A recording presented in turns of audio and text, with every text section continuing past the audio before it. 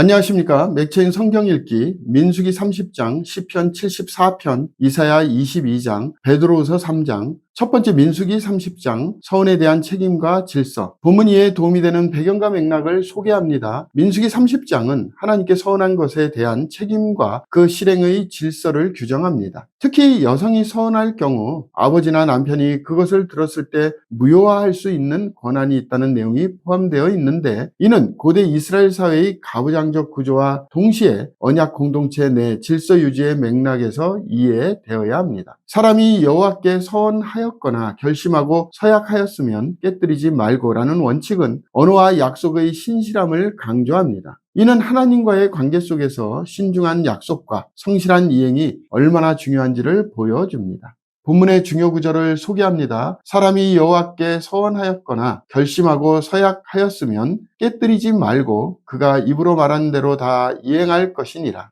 본문을 적용하는 데 도움이 되는 가이드라인입니다. 오늘날 우리는 말의 신중함과 약속의 신실함을 중요하게 여겨야 합니다. 하나님과 사람 앞에서 한 약속은 가볍게 여겨질 수 없으며 그것을 지키는 태도는 신자의 성숙을 드러냅니다. 책임 있게 결단하고 성실하게 실천하는 자세는 하나님의 백성다운 삶의 표현입니다.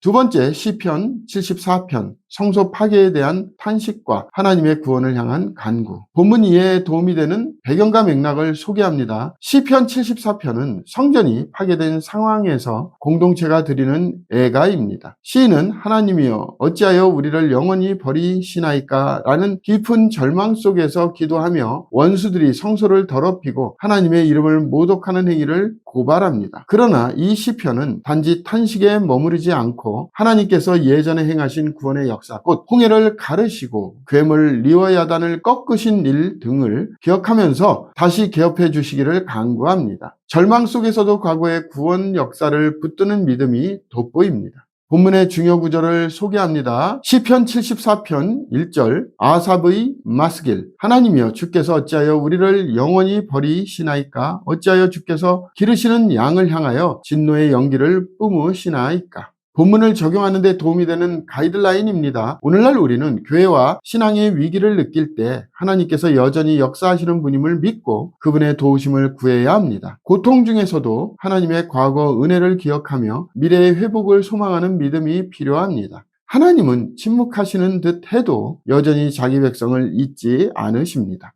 세 번째, 이사야 22장, 예루살렘의 무관심과 셈나와 엘리야김의 대조. 본문 이해에 도움이 되는 배경과 맥락을 소개합니다. 이사야 22장은 환상의 골짜기로 묘사된 예루살렘의 무관심과 자만을 꾸짖습니다. 아수르의 위협 앞에서도 백성은 회개하지 않고 즐기기를 택했으며 하나님의 책망에 무감각한 채 미래를 준비하지 않습니다. 한편 셈나는 권력을 남용한 관료로서 심판을 받고 엘리야김은 대신 신실하게 하나님의 뜻을 행할 사람으로 등장합니다. 이는 지도자의 경건과 책임이 나라와 공동체에 미치는 영향을 강조합니다. 본문의 중요 구절을 소개합니다. 이사야 22장 18절 19절, 반드시 너를 모질게 감싸서 곰같이 광막한 곳에 던질 것이라. 주인의 집에 수치를 끼치는 너여 내가 그곳에서 죽겠고 내 영광의 수레도 거기에 있으리라. 내가 너를 내 관직에서 쫓아내며 내 지위에서 낮추리니.